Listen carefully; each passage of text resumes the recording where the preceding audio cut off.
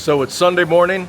I'm in An Thuong in Da Nang, which is sort of the expat little bubble of comfort where there's, not only a lot of expats but Western food. And I decided why not? I'll start, in the epicenter, and if I want to move out for a little bit more quiet, I'll do that. But I'm here on An Thuong 3. It's a nice street. It's even got pavers. Quite pleasant altogether. And so some of you are probably wondering, what does an apartment in Da Nang cost? Da Nang, excuse me, that's really how you're supposed to say it. And I'm going to tell you the best 4 ways to really go about getting an apartment and the different options that you have as a foreigner coming to Da Nang.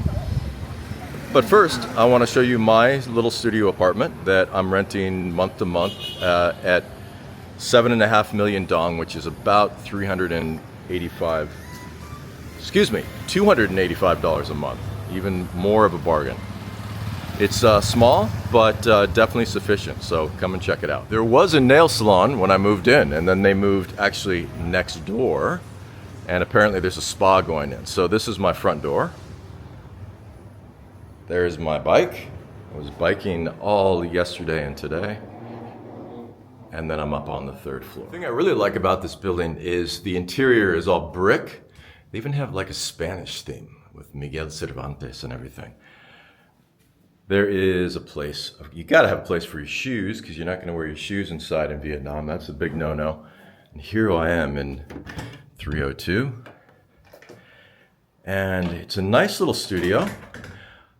I have no view, which is the drawback, but it's one of the reasons it's so cheap. And you can see that it is quite comfortable. I've got a big chest of drawers here. The bathroom is sectioned off, which is nice. I've got a refrigerator. You've got the AC, of course. I usually don't use it when I sleep. So they'll charge you extra, usually 4,000 dong a kilowatt. It might be from anywhere to like $30 to $150 a month, depending on how much you use, right? I'll probably be right around the $30 mark because I just don't use it a lot, except when I'm working in the day. Let's take a look at the bathroom. Turn on the light. It's nice, good tile.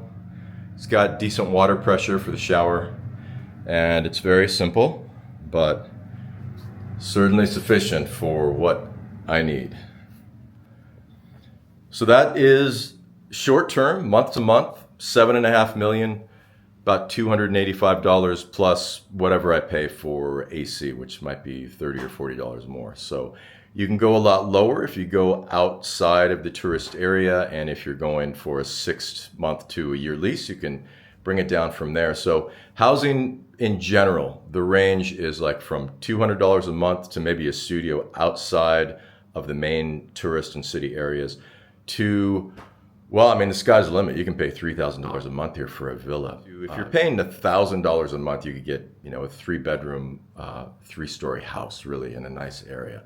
And then of course you can spend $2 or $3 grand if you want at the resorts, if you want like a nice villa with a pool and all that. But if you want a studio and a simple life, you got it. So we all know from all the vlogs and the other YouTubers, the cost of living in a lot of places, some of it's complete bullshit and it's exaggerated as far as, being cheaper than it actually is, or perhaps more expensive. But the bottom line is there's all sorts of ranges. I'm spending roughly on a very simple lifestyle, renting the studio, under $1,000 a month, which to me is astounding. I thought I'd be paying more, but that I'm only 2 weeks in. I've extrapolated, that's about what it is. And I've joined a health club. I've rented bike on a weekly basis. I've eaten out 2 or 3 times a day. It's amazing, the value that you get for your money here. But as far as an apartment goes, what are the 4 best ways to really secure an apartment here? Whether you're just showing up for a week, or you're maybe an expat like me that's really wanted to check it out and see if it's a place that they'll stay, right?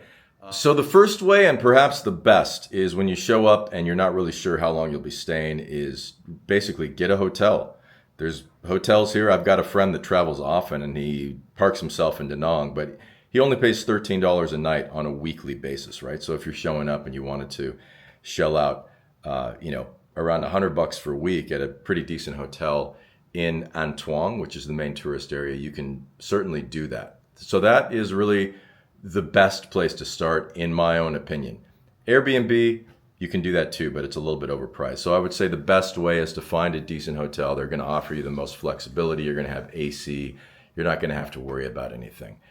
The second way would be to walk into an apartment hotel complex. They're everywhere, right? Apartment hotel. It's a thing here. So you show up and you're like, I'd like to rent a studio or a 1-bedroom or 2-bedroom for a month.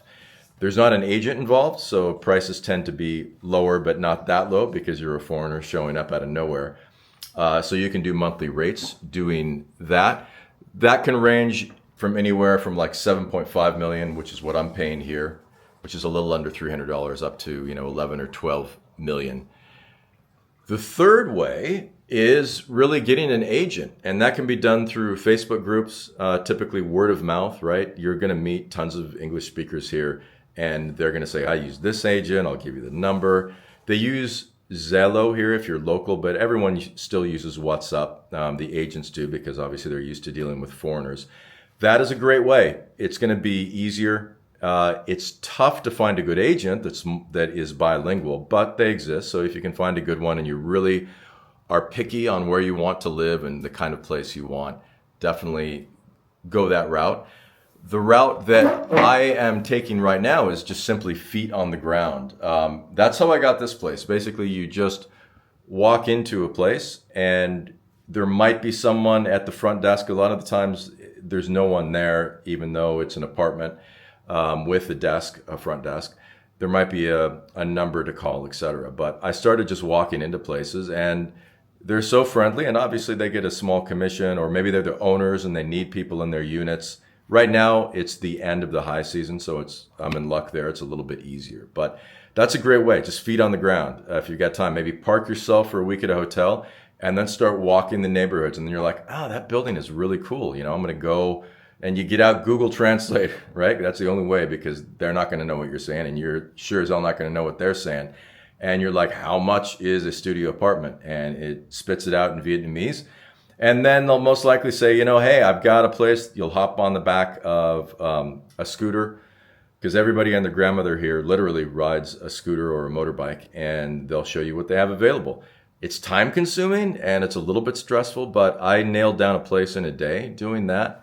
And although I'll probably move out of this place to move slightly out of the tourist area and on a quieter street for maybe a longer haul, that strategy worked really well for me. So the 4 top ways: get a short-term hotel on a weekly basis. You're going to pay somewhere between, my friend right nearby, $13 a night, up to maybe, if you want to go really fancy, you might spend $20.